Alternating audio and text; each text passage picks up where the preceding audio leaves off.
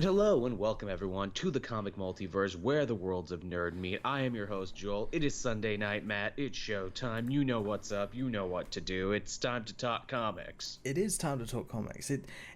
It's been a strange week. It has been, I agree. There was lots of books, lots of news, some not great news. In fact, I was going to beat around the bush for a little bit on this one, but I think we should really just come out and say it. Since last we did the show, the comic industry and the comic fandom lost a titan, a forefather, a founding father, if you will. Stan Lee passed away at the age of 95, and I mean at 95, I think we all knew that this was going to happen one day, but I don't think any of us were really ready for it when it did. No, it was so sudden as well.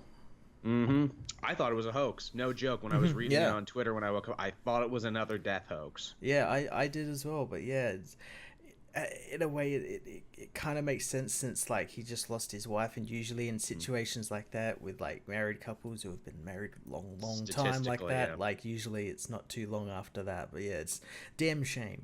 Yeah. Not only is that a statistical truth, but that's even more so true for the guy in the relationship. If the woman dies first, the guy usually only has about 3 years or something, I think I read somewhere. Yeah, it's a shame. Yeah, real shame. But, he leaves behind a hell of a legacy, not just the stories he wrote, not just the characters he created, but I think really by being probably one of comics, if not the greatest ambassador for comic books as an art form. Like, he spent all those years, he wasn't writing anything, going out to colleges and schools and conventions and, having cameos in movies and just saying like, hey, comics are good, you should read them.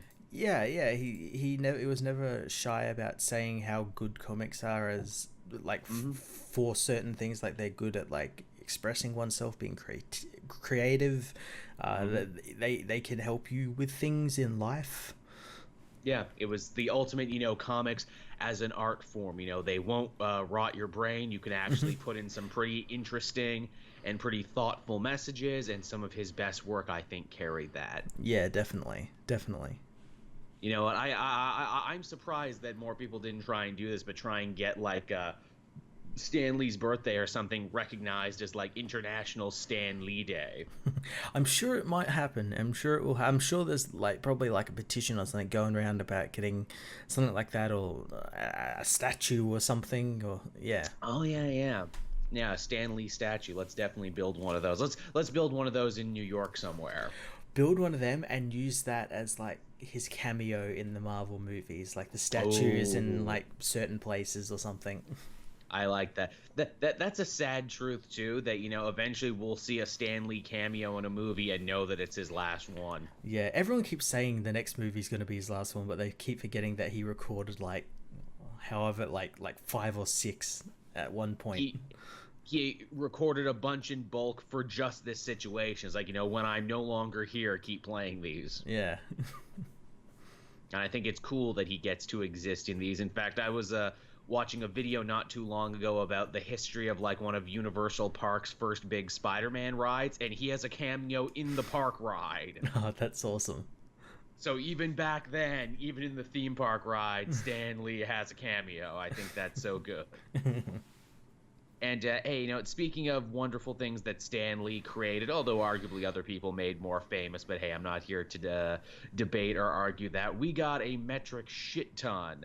That is a measurement, Matt. That is a metric. A metric shit ton of X-Men related news this week. We surely did, especially since like obviously the weekly series Uncanny X-Men kicked off, so they decided to release the floodgates. Boy, did they ever. The first thing we got here is that Mathew Rosenberg, a writer who I love and have been carrying a torch for ever since I read his Kingpin book, he's co-writing this one with Ed Brisson and Kelly Thompson, the weekly Uncanny. But it's been announced once that's done, as of issue 11, he'll be taking over as the full-time writer of that. Awesome. That's awesome. Good choice. Love the dude. Glad to see him get more work. I wonder if this means his Astonishing X-Men is going to be coming to an end, because he's also writing that, and that's currently my favorite X-Men book. So I guess I have to think it might be. But though, in saying that, like with all the stuff he's written, he's kind of like made a universe within a universe where all his Yes. books reference each other and have like It's true. connections and everything. So I wouldn't put it past him if he continues writing that, and they become sort of like a like, oh, if stuff happened in here, it affects this comic and that sort of stuff. Do you think he calls it the Math Universe or the Rosenbergiverse? He's a cool dude. I got to shake his hand at Seattle like 2 years ago when he was just writing Kingpin. I'm glad to see nice thing has happened to him. Yeah, he's a cool writer. Also, if you've ever seen him in interviews or shit, he looks like one of us. Like, he literally looks like he could be on this show with me and Matt just as another co-host. He gives me hope that dudes who look like me can write comics, so that's nice. We also got some more stuff, too. He's taking over the book as of number 10. Or, sorry, number 11. 10 is the end of this disassembled arc they're doing weekly. But issue 11 and 12, they made a big point of showing the covers for that and being like, yo, it's a buddy picture arc starring Wolverine and Cyclops. Awesome. Which answered a big question everyone had when I reviewed Uncanny X-Men. There's, where the fuck is old Cyclops and regular Wolverine? It's like, yeah, good question. Why aren't they here? Well, this is why. They're both supposed to be back, and the answer is they're getting their own arc next. Yeah, and they're getting... I know Wolverine is, but is Cyclops getting like his own series to come back? They haven't said it, but then again, Wolverine's getting a bunch of minis. They've yet to announce an official ongoing for him, which is weird. Mm-hmm. Yeah, because I know with like Wolverine, obviously he's got Returnal Wolverine plus like three, at least three others, in terms of like because he's got like Hulkverines, which is a terrible name for a book. Boy, is it. That's another story. Let's hop right into that. So Weapon H, which is a book that was apparently still coming out and people were still reading, it's going to be getting its own 3-issue miniseries crossover called Hulkverines, which will see Hulk, the newly resurrected Wolverine, who actually looks to be wearing a costume in this one, even though in all of his other appearances he's not wearing a costume, fight Hulk and Weapon H, and I guess they'll decide if Weapon H is going to stick around or not. I'm honestly surprised he stuck around for as long as he did. Same. Like Really, I read the stuff like when he first came out, and it was interesting and all that, but I was like, oh, nothing's really going to happen with this character. But then he just stuck around, and I'm like, why? He seemed to me like such a placeholder. Like, okay, so there's no Hulk now, and there's no Wolverine now, so what if we just put them together? Yeah. But now they're both back, and now he seems kind of derivative, does he not? Yeah. Seems super derivative, but hey, that's just me. If you have been reading the Weapon H book, tell us about it in the comments section. What do you like about it? That one person. That one person. And I'm sure most people will be like, I like him because he's a cool drawing. And I'm like, yeah, basically. Yeah, he's Hulk with Wolverine claws. I can't fault you for thinking he's a cool drawing. He's kind of a cool drawing. I wonder, though, will they turn him into a bad guy or kill him? Because that kind of seemed to be what they were implying with the art they showed, that he's Weapon H has either gone crazy or is a bad guy now, and that's why Hulk and Wolverine need to team up to stop him. Yeah, that was kind of like a whole point of like his, at least the stuff that I read, was him sort of ditching like being controlled and being told to be a villain and everything, and being his own person and everything. So are they just going to walk back on that and be like, no, he's a villain now? Again, if they got to get rid of him, turning him into a villain is a way to get rid of him. Yeah. More X-Men news, and this one was really unexpected. So it's like, okay, so you got the new ongoing going on. You got the Hulkverines. You're probably going to get a new Wolverine solo series. All these other books are seemingly sticking around.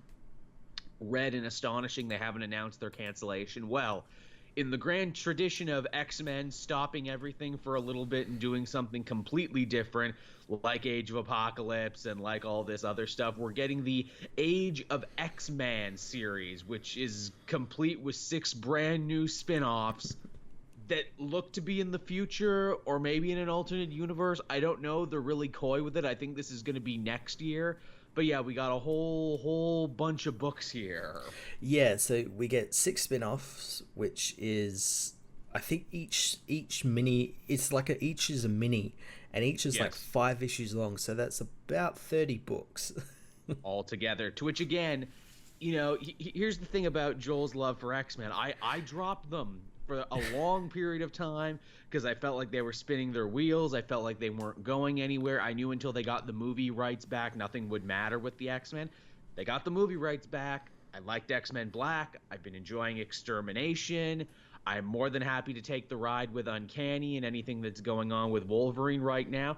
But when you announce things like this, Joel gets scared and remembers why he was fine dropping X. Oh, God, 6 new minis and 30. I can't read all of that on top of everything. Yeah, they're kind of oversaturating it a little bit. Like, yeah, okay, we know you got it back. You could just dial back a little bit. Like, it's kind of like the problem they had with Avengers a while back, where Avengers had like 6 different imprints going on at once. Now they've focused it. It's one book.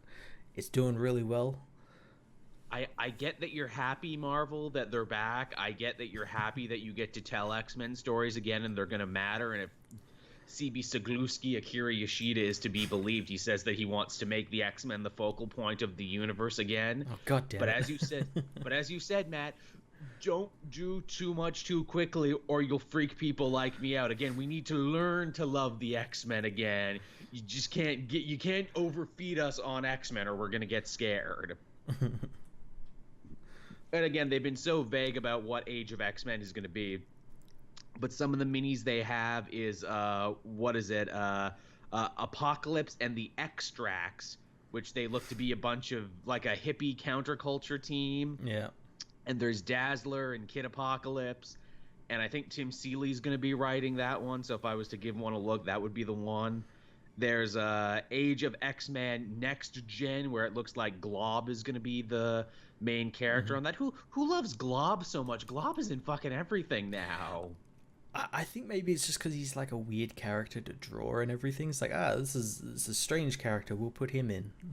He's another fun drawing, and again, it's like, hey, let's give a spotlight to an X-Men who's not like part of the main 5 that everyone knows. Let's go a little outside the box. We got the Amazing Nightcrawler. This one looks pretty fun. Shane Davis did the cover for that one, so he's going to get a mini, and he actually looks like he's back to his more classic costume, and he's shaved the beard that he had. Yeah, I liked bearded Nightcrawler, though. That was cool. It's not a bad look. I like it as well. Patrick Zurcher drew a nice cover for Age of X-Men, Prisoner X. So you got, Bishop, and you got Beast, and you got Polaris, who I like. Polaris is getting a big push now because of Gifted. I'm like 5 episodes behind on Gifted, but I like that she's the big breakout of that. Yeah. Then we got, what do we got here? Age of X-Men, the Extremists, with what looks to be the Blob, and Iceman with suspenders. I like suspender Iceman with armband and everything. That's not a bad look. That's you will look at my icy chest. Is what you will do, and what looks to be Psylocke, and I don't even know. See, this is the other problem. So I'm like, I don't even know who some of these characters are, guys. You're scaring me. Stop scaring me, Marvel. And the thing is as well that like this kind of actually proves that like the younger X-Men are definitely going away. Because they're not in any of these, not in any of these solicitations. And to think you cut your whole team number in half and you still managed to do twice the books you were doing before. See, that's the thing. Akira Yoshida, he's keeping it from us. We're going to have the whole new young X-Men range. Each one's going to get a book, and each one's going to be 10 issues. So you get 100 issues. And damn it, Yoshida, you did it again. Yoshida in my office, but wait, I'm the editor. I don't go into your office. You go into my office. Oh wait, we're 2 separate people. That's right. That's right. CB Cebulski calls Akira Yoshida into his office to yell at him, but it's just him yelling at himself. He's got like a Two-Face Harvey Dent thing, like he sees Akira Yoshida's face in the mirror, and he's like, why did people think I made this person up? You don't see him? He just has early onset schizophrenia. It's like a Beautiful Mind situation. Like scripts get turned in under Akira Yoshida that he doesn't remember writing. we're gonna find out there's other writers that are just figments of his imagination. Hey, Ed Brisson, have you ever seen him in the same room with CB Cebulski? Didn't think so, because he's also a figment of his imagination. He's all of the he's all the main writers. He's Mathew Rosenberg. He's Donny Cates. He's all of these main writers. These are all pseudonyms. He's James McAvoy from Split. He's got all these different personalities. And that's why the Marvel Fresh Start era has been so tight on continuity and why it's been It's written just by one the same guy. This is our new conspiracy theory. None of these people are real. They're all actors. They all just exist in CB Cebulski's mind. Oh god damn. See, now that's some shit they need to write in like a comedy one shot that like Marvel used to do back in the day, like when they'd make fun of the clone conspiracy or something, or like how Secret Empire should have ended. They should do like how CB Cebulski gets it all done. But that's fun. And you know, we had more Marvel news this week that wasn't just X-Men related, believe it or not. No. They actually do have other comics. The big news was we finally got some artwork, and we finally got some dates and information on what will be the next big event for Marvel. It's happening next year, and I'm really excited to finally say Jason Aaron is going to get to do War of Realms. It only took him 6 years. It only took him 6 years worth of build-up, but we're getting it. About time. And I like that it's a Marvel Universe event is what it's going to be, as it should be. Yeah, oh, definitely. Because he writes Thor, where he's been building it up, and he writes Avengers, and if it's as big as he's been saying for the last 6 years, obviously the Avengers are going to need to get involved and help out with the War of Realms. Well, that's the thing. They're in the art. Yes, they are. And actually here, I have the art up on my phone right now. I'm trying to make sure the last little bit of the episode doesn't get fucked up, as it often does, so I'm not opening any extra windows. But yes, we have Thor front and center in his brand new costume, holding that awesome new gold hammer that they have not quite explained yet, and also holding an old hammer that looks like the original Mjolnir. Yeah. Interesting. I wonder, how are they going to do that?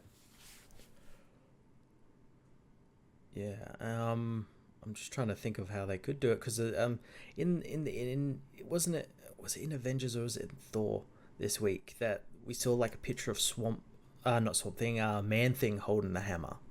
That's right, actually. No, it was the end of Avengers 700. Yeah. Man-Thing was holding the hammer. Maybe it didn't get destroyed when it got thrown into the sun or wherever it got thrown into. Yeah, well, I reckon it's probably something to do with time travel, because Jason Aaron keeps going back to like young Thor and say, here's the hammer. The hammer's right there. It's right there. That's right. He's doing multiple times. Yeah, they right. Maybe King Thor of the future comes back in time and gives it to him. Yeah. That could be something. We got friggin' Captain America on the back of a Pegasus. That's pretty neat. That's really awesome. We got Spider-Man hanging off the logo. He's like, hey, I'm not technically an Avenger now, but I'm in this story. It's a big Marvel event. What, did you think you weren't going to invite me? You got Wolverine fighting very close to Thor in his cowboy hat, which makes me wonder, is this the Wolverine that got resurrected? Or again, to talk about Avengers number 700 and what's going on in Thor, is that the Phoenix in Wolverine's body? I would imagine that's him, because he was with Loki, and I think that's like another series that's happening as well with Wolverine. He's teaming up with Loki for a series. That'd be cool. And yeah, because they've like teamed up together at the end of Avengers 700, and he alluded to War of the Realms and everything. Indeed, he did. So maybe him, maybe that's how he gets the hammer back. Like, because this Wolverine seems to be able to time travel. Yes, he's got a lot of crazy cosmic power. We got up in the far right-hand corner, you can just miss it, but you see a regular woman with a sword. It's Jane. She grew her hair back, and she's helping out. She's got a sword. Yay, awesome. I like that. Maybe she's in remission or something. That's fun. We got Venom up in the far left. He's like, hey, I'm important now. My movie made $800 million.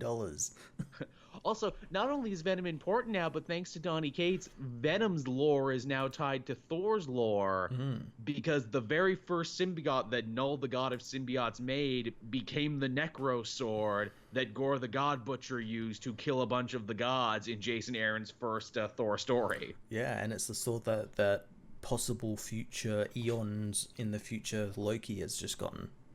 Indeed. So that actually sounds like it might be pretty important. The other big thing, we got Daredevil on here, front and center. But Daredevil's supposed to die in Death of Daredevil. He's in a costume. It could be anyone in that costume. It is. The costume also looks to be crazy cosmic and everything, and he also seems to be wielding what a lot of people online seem to think is Heimdall's sword. Oh, that actually makes heaps of sense, that he would like wield someone who can see everything across the universe's sword. Is this the new marching order for Daredevil, Cosmic Daredevil? Because think about it. I'm blind. I can't see anything. Oh, wait. I have the sword of the guy who can see everything in the universe. Now Daredevil sees everything. Oh, that'd be awesome. Because it's like, look, they've done street-level Daredevil. They've done superhero Daredevil. They've never done Cosmic Daredevil. That'd be really cool. And in fact, that dovetails quite nicely with the next story. It was announced this week that Chip Zdarsky will be writing the brand new Daredevil #1 for February. Ooh, I love Chip Zdarsky. I like him too. He would not have been my first pick for this, but he kicked so much ass on Marvel 2-in-1, and if this is Cosmic Daredevil, he would be the right guy for it. Oh yeah, his Star-Lord series was amazing. His Star-Lord was good, 2-in-1 was good. He's had a lot of really solid work. I liked his Spider-Man stuff for the little bit that I read it. Yep. This is also interesting because they make a solid point of saying this will be Daredevil #1 in February. Mm-hmm. But supposedly Daredevil's dying at the end of Trail Soul's run.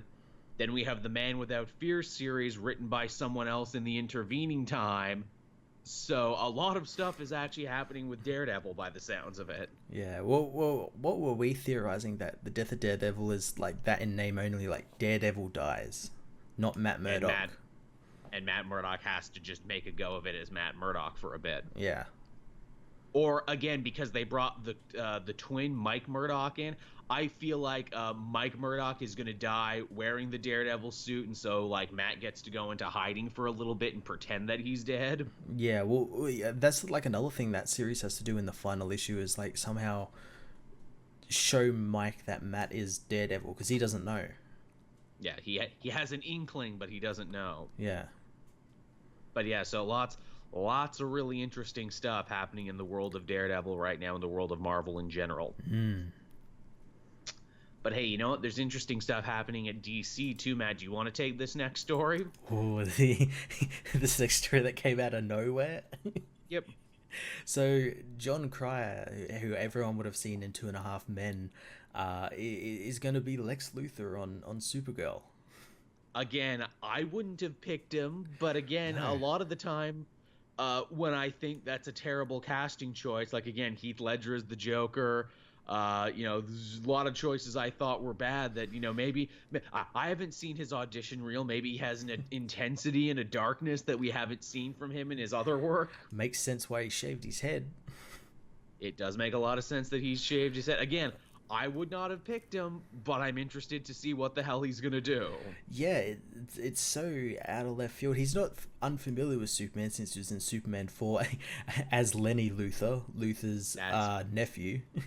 That's funny. What a weird circular Maybe that's path. that the show has a habit of doing that, because they cast like They do. like Helen Slater as Kara's human mother, and Dean Cain and all that sort of stuff. So they're constantly doing stuff like that. I thought that was pretty cool, but it's definitely a strange. Brandon Routh, let us not forget. Yeah, it's a strange choice, especially since you think like, oh, he's meant to be the brother of Lena Luthor, and you look at Lena Luthor and you think, oh, we're gonna get like basically a male version of that with the piercing green eyes and like she's strong and everything. And then you look at like John Cryer and you're like, really? Really? But hey, maybe that's why he needs to build a super suit. Yeah, that's true. Yeah, I really want to see him interact with Superman. Yeah, that I kind of want to see that too. This is also one of those things where it's like, okay, I'm not really watching Supergirl. I'm way behind and I haven't had time to catch up yet. I kind of want to catch up to see what the fuck this is about. It's actually been really good recently. That's good. Yeah, this is what I hear. Everyone says it's great. Again, Black Lightning, another show. I watched the first half a season of Black Lightning. Mm-hmm. And you're like, oh, I like this. Never came back for season 2 because I have way too much shit. Like I said, I'm 5 episodes behind on Gifted right now. I went away and I never caught back up. Gifted has been really good. Yeah, as it should be, because as we said, this is probably the last season. Yeah. Actually, hey, speaking of TV, I didn't write this down, but I should, because this is actually an excellent segue. Agents of S.H.I.E.L.D., the show that everyone says is going to get canceled every season, just got renewed for 2 more seasons. I think everyone who says it's going to get cancelled is not very happy about this, because now they can't write articles for at least 2 years.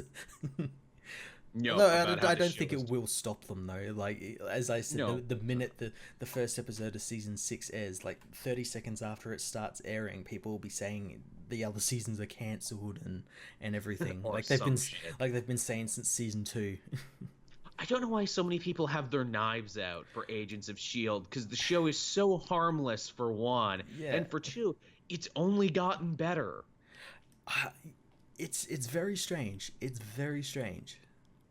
Like, heck, like, I love the majority of the CW shows, but I'll admit, Flash has been stop-start, it's been up and down. I don't watch Arrow, but people who do watch and like Arrow go, yeah, there were some really shitty seasons in there. S.H.I.E.L.D., I think, has only found its footing and only gotten better and really outside the box to be like, hey, let's have a paranormal Ghost Rider season. Let's have a time travel future season. Let's have like a crazy Matrix Hydra World season. It reinvents itself every season. It's never the same show. Like Flash or like Arrow or all these other shows. It's something new every season. Which I think is the best thing they ever discovered for that show. It's like, okay, we just can't do secret agents all over again. But people like these characters, and they're basically superheroes in their own right. Let's play with the genre and just do whatever. Let's X-Files this shit up. Yeah. And I think that's wonderful about it. And also, too, these new seasons have a lot of stuff to answer for, too, where it's like, okay, well, what happened to Coulson then? You know what? Quake's got a new costume. That's pretty cool. Hey, you guys got the rights to X-Men stuff and Fantastic Four again. Are we going to start seeing some of that peppered in now? Because you basically did more to launch the Inhumans than anything else. Imagine if Agents of S.H.I.E.L.D. comes back and they're like, yo, mutants are a thing. That'd be really. I'd love for them as well to find out a way to try and bring the cast of Gifted over, because that cast is really good.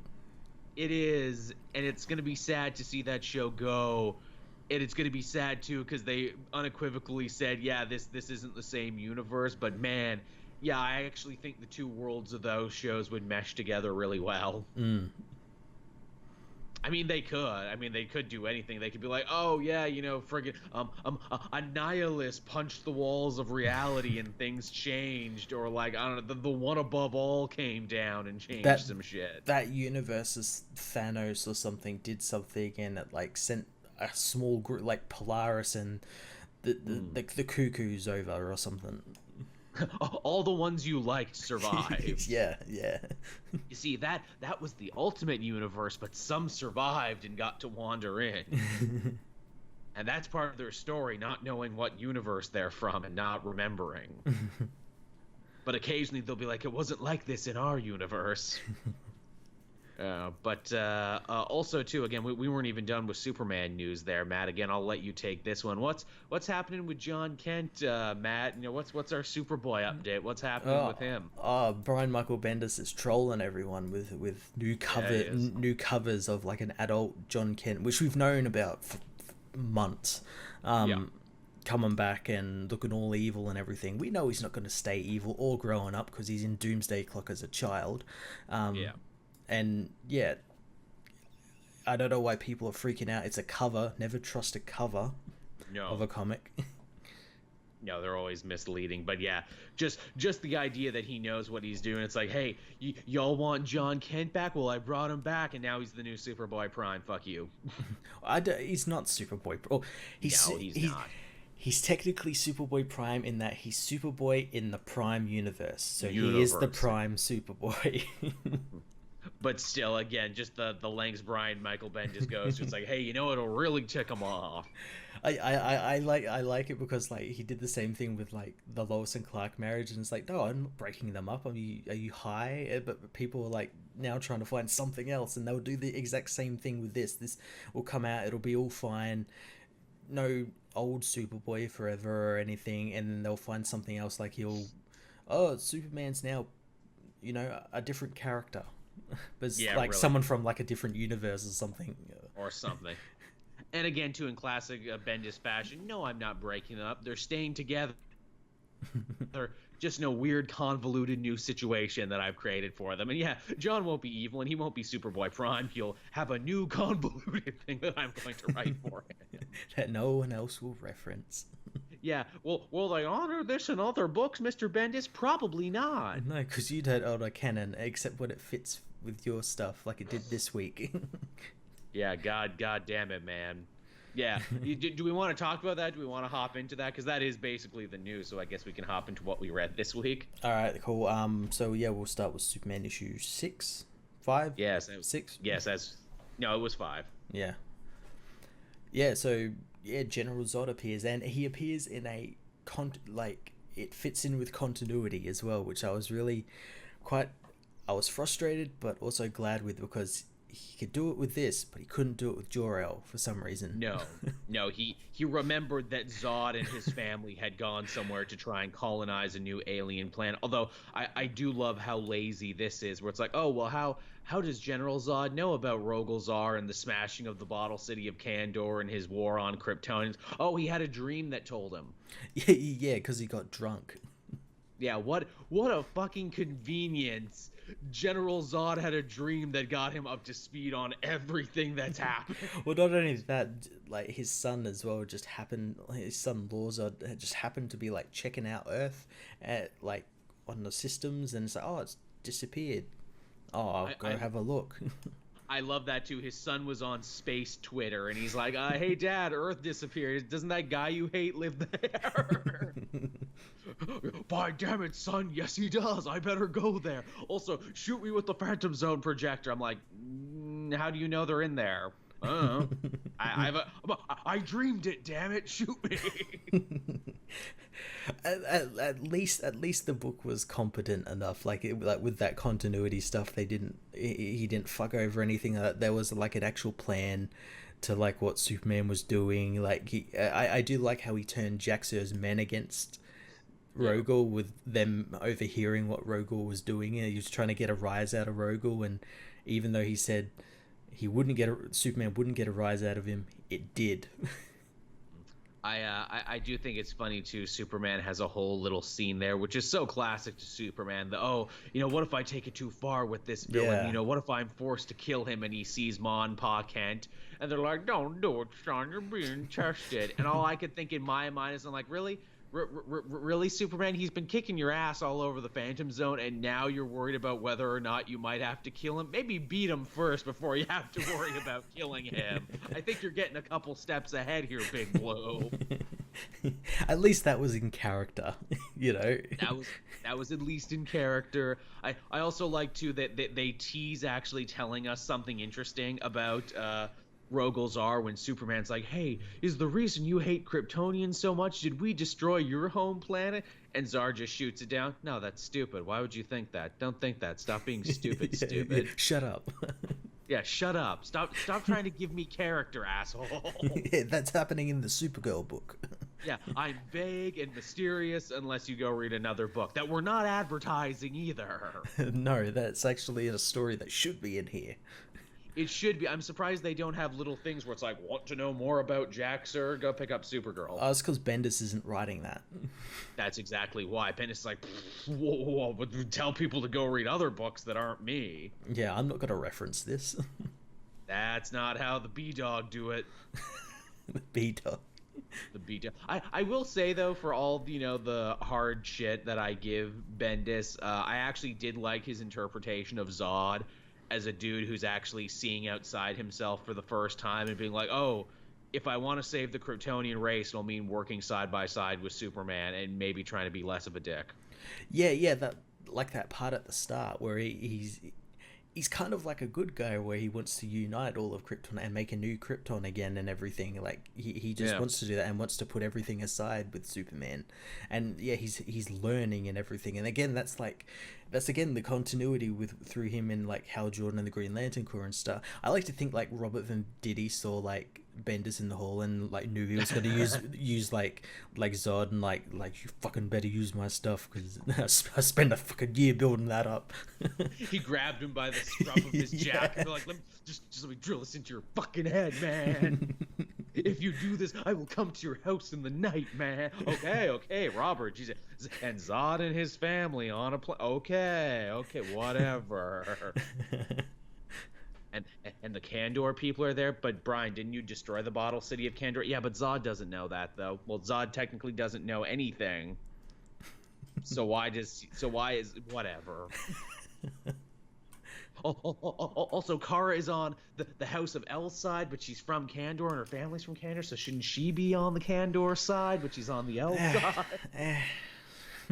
Stop thinking. Also, with the whole, we will rebuild and repopulate the planet, where it's like, well, your house just has you, your wife, your son, and a bunch of alien slaves and everything. How are you going to repopulate with them alien slaves? I don't carefully. Careful. Zod does not know, but Zod will figure it out. Now he's just Zap Brannigan. It's like, we will need an army of at least 5 super virile Kryptonians scoring around the clock. I'll do my part. Oh, sorry, wife. It's for the betterment of the species. Yeah, it's what you always say. Gotta get that genetic diversity. I won't let New Krypton be the Alabama of the universe. But yeah, that one had its moments, even though if there were some Bendis moments where I'm like, God damn it. Yeah. And everyone's freaking out about next issue with John coming back again. Yeah. Which, again, knowing Bendis, that's going to be the final page stinger, because he's not even done this Rogolzar Phantom Zone story yet. No. The Earth is... all the stuff with the Earth is just gone, even though that was like the big stinger. Yep. Earth is fine now. Yeah, Earth is fine. They even make a reference of that in this. Superman's like, Earth is okay. That's all that matters. Now I can just like beat the shit out of this guy. Earth got better.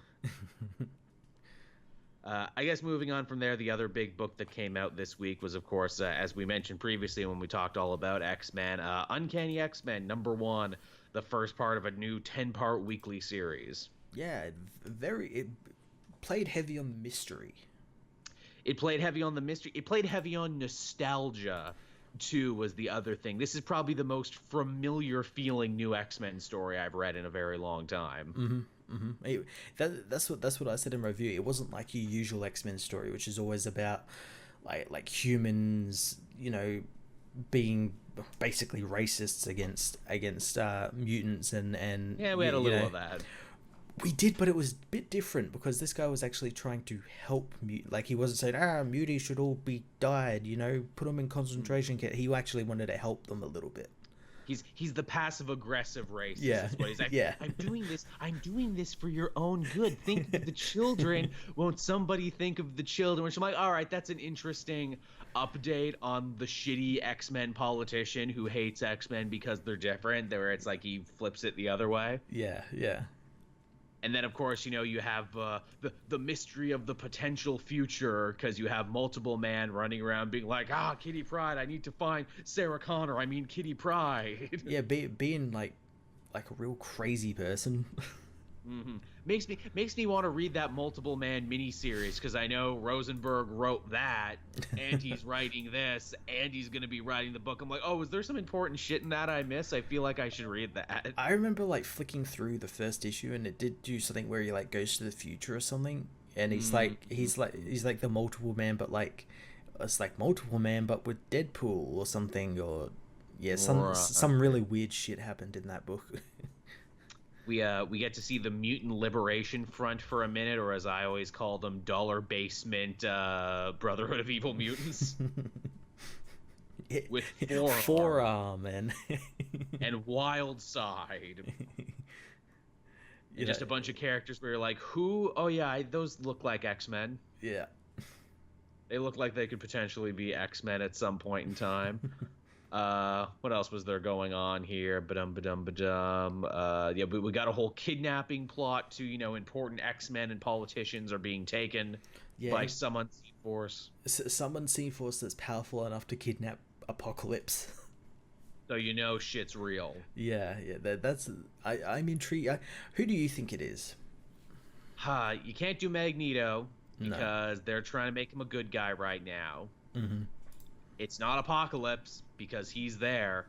Can't be the Phoenix because the Phoenix is being used by Jason Aaron right now. Well, the Phoenix is technically dead in current Marvel. That's true. Not in the far future. It's still alive, apparently. Can't be Mojo because, again, they're kind of making Mojo into a good guy right now. Can't be Sugar Man because they kill Sugar Man in a backup in this. Is it going to end up being something like Mystique? I would actually be okay with that because they're moving her back into a more villainous mode, and I would like her to be like a superstar villain.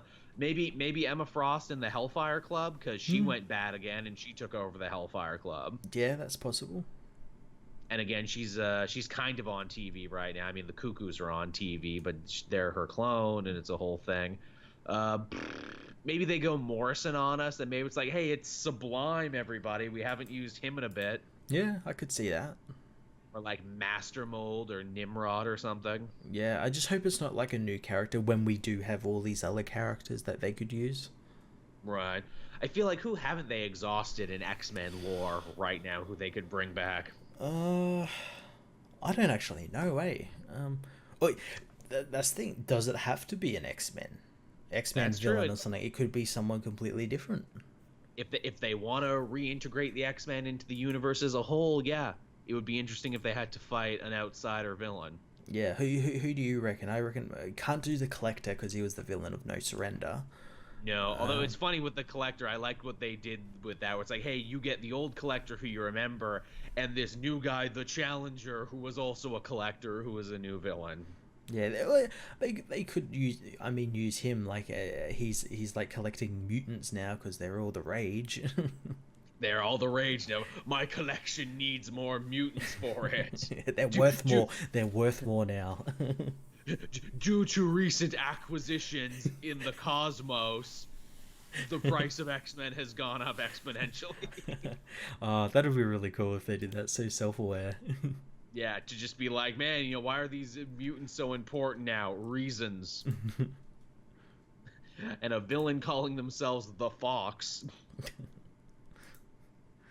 That could be something they could do. But yeah, interesting mystery because, yeah, as we said, pretty much all the heavy hitters and all the people it could be have been used. Yeah. I'm intrigued to see. And I'm wondering if they're going to do like what they did with No Surrender, where like basically by the second issue we knew what was happening. Like they got straight into it. Yeah, no, they didn't screw us around at all. That would be something. But yeah, Uncanny X-Men. Pretty good. I'm interested to take the ride and see where we go with it. You know, decent enough first issue. I hope it keeps up with it. Yeah. I guess the other big Marvel thing we had this week was Avengers number 700. I know we both read this. Yeah, technically Avengers 10, but it's at issue 700 because they cheated and they used all the other volumes and everything, anything that had an Avengers logo on it. Which normally I would call bullshit on, but this was a really good issue, so I can't call bullshit. This is a damn good issue. It was messy, but it's my favorite kind of comic book mess, where it's like, throw everything! Yeah, but it all worked, though. It did. It all worked. No, there was no, like, fat or anything. No, not an inch of fat on this. This was a super lean story. Basically, Namor is still acting a fool as he was in the last Avengers story. He's built a whole supervillain army called the Defenders of the Deep, and he's basically kicking everyone off the ocean. Get out of the ocean. This is mine now. Yep. No, it doesn't care if you want to like help the people in a buyer's dome or something. No, you gotta get out. It's my ocean. Get the fuck out my ocean. And because of that, Russia, who again, on the real world public stage is acting a villainous fool again, so it only makes sense they do so in the comics. They're like, hey, didn't we have like our own version of the Avengers, the Winter Guard, with a bunch of Soviet super soldiers? Whatever happened to them? Oh, when President, who is not named, but we know who he is. President Locked them away. Dooton. Yeah, President. Yeah, Dooton, that guy. Yeah, when Dooton locked them all up because he was scared of them. Hey, let's reactivate them. Who should we get to lead this team? Ooh, I know. The original Crimson Dynamo. We'll dig him out of obscurity. Yeah, and I do like that that team, the Winter Guard. I want a solo series with them, but I like that they're all just like, it's just basically the mirror image of the Avengers. They really are. And again, what's cool about the Winter Guard and why I think they could actually hold up a solo series on their own is because, as you said, the Dooton administration locked them all away because they didn't trust them. And even Crimson Dynamo was like, I don't like this fucking guy. Yeah. He's just going to do it again when he doesn't need us anymore. He's fucking crazy. And hey, talk about obscure characters. They worked Red Widow in. Do you remember who Red Widow was? Vaguely. Red Widow was one of the new teen heroes that they were trying to launch in backup. She was the newest graduate of the Red Room experiments, the same place that birthed Black Widow. They had a whole thing planned for her that they just threw away in between reboots. I like that she's back now, and I like that she's the shadow leader of the team. You know, I'm actually surprised they didn't use her in Secret Empire. Yeah. Like, she seems... Like she should have been used in like Hydra was using her as like a sleeper agent or something, or something. Yeah, she was like Steve's like go-to assassin or something. I appreciate Jason Aaron picking up on that thread that other people were working on, being like, hey, you know what, I'm building a Russian super team anyway. Can I have that one? Yeah, no one else is using them. And you can have Major Ursa, who is a mutant who turns into a bear. And you can have a Russian synthezoid droid. And then you can have two gods. That I like that Thor like points that as like, oh, you did a no, you never have two gods on the team because then they fight, and that's exactly what they do. Yeah, Chernobog, the god of darkness, and the other, the Russian god of war. Yeah, it's basically like Russian Thor. Russian Thor, which I'm like, this team fucking rules. I like this. Yeah, and they end up fighting Namor and the Avengers. We get a Mexican, or in this case Russian, standoff between the three teams where they're like, I don't know who to punch. Whose side are we on? It's like, just punch everyone. And then Namor was like, okay, so Namor's the villain of this story. Yes, he's just pissing off everyone. Oh, two innocent people were about to be killed by one of Namor's dudes. Oh, Namor kills his own dudes to protect innocent people. Ooh, talk about gray morality here. Yeah, that's what I found really strange. Like, he's saying everyone get out of the oceans or I'll kill them all. And then these two people didn't get out of his oceans and they were about to be killed. But he killed his own men to stop them from, like, he's bluffing. He's bluffing. He's playing badder than he is. He's not actually this bad. He still has a heart, Namor. He can still be saved. Yeah, that's it. The Fantastic Four are back. Just send Sue Storm down to deal with him. Oh, that would be fun to give him a talking to. Now that the Fantastic Four are back, they all sit him down and start. He's like the kid who gets called into the principal's office. I'm sorry. Now, Namor, don't you go trying to take over the surface world again. I'm sorry. I like to Captain Marvel gives Namorita some shit too. It's like, hey, you never danced in lockstep to this guy. What the fuck changed? Yeah, I like that. How like each like of the Avengers when they were fighting, they're like, hey, you guys aren't usually technically villains. Usually you don't like associate with any of these guys. But what the fuck's going on? Mm-hmm. And the rest of you are monsters and criminals, which again doesn't make you very sympathetic, Namor, when you employ monsters and criminals. Yeah, I would have been like, hey, I had no choice. I watched him kill Stingray. Yeah, that's the other thing too. It's like, and Stingray, who was your actual friend, you beat him almost to death. Which again, the moral of that story is don't be friends with Namor. No. The big thing too is this book kind of catches up to what they're doing in the Captain America book right now, and that is, hey, General Ross is fucking evil. If you didn't know that. Yeah, and he's salty that the Avengers don't answer to Americans anymore. Yeah. America? What do you mean you're not going to answer to America, Steve? Which it's like, dude, if Steve Rogers isn't going to follow you in his main book, what makes you think the Avengers are going to follow you in your book? Which I like it on both counts. Steve gets it because Black Panther is funding his operations, and Black Panther is now the public face of the Avengers. Mm-hmm. Mm-hmm. So it's like, we're scared of the rich and powerful black man. He makes us uncomfortable. And it's like, well, if the Avengers won't do our bidding, if Russia has their own super team and the agents of S.H.I.E.L.D. have fallen apart, I guess it's time for General Ross to get his own government-run super team. And who does he get? He gets the Justice League of America. the Squadron Supreme, but oh my god, they look even more like the Justice League than ever. They are. This the whole Squadron Supreme are. They're basically the Justice League. That's the joke. The joke is they're literally the Not only that, their handler is Coulson. Friggin' Coulson, He's seemingly alive back somehow. Which I cannot wait for them to explain that, because they'll have to go back to a really great Jerry Duggan story from Secret Empire where Deadpool was tricked into killing him. Yeah, well, that's the thing. Is it the real Coulson or is it an LMD? An LMD, a shapeshifter, it could be any number of things. A clone. Could be all of these things, but I think that's so awesome that Coulson is handling the friggin' Squadron Supreme of America. Yeah, I have to keep kind of reminding myself that, like, comic Coulson isn't really the same as, like, the TV Coulson, where the TV Coulson is kind of like an Avengers fanboy, whereas whereas Coulson in the comics isn't. Well, he is, but he's a different kind of fan, is what he is. He likes them, but he's not like a diehard fanboy and everything. And I'm sure even real Coulson would be like, "Oh yes, I'd love to work with the Squadron Supreme because they're just like the Justice League." Which I guess makes him like their snapper car, or makes them like their little liaison handler. That's kind of fun. Yeah. Now I wonder if Scott Snyder is going to catch wind of this and be like, "Ooh, hey, who's DC stand-ins for the Marvel heroes again?" Yeah, what's that team called? It's from a different Earth, and they're literally like the Avengers. They got a guy with a shield, a guy that looks like Iron Man. I can't remember what their name is. We saw them in Multiversity, but yes, they do exist. Yeah, he'll bring them in. I said that in my review. The both books have been sort of doing the same thing frequently. So like, when is the Avengers going to appear in Justice League? After Drowned Earth, give it time. Yeah, there'll be an issue like this where we see all the future stuff. Batman opens the totality and sees the future, and we get War of the Universes. And it's Wonder Woman holding Mjolnir. There you go.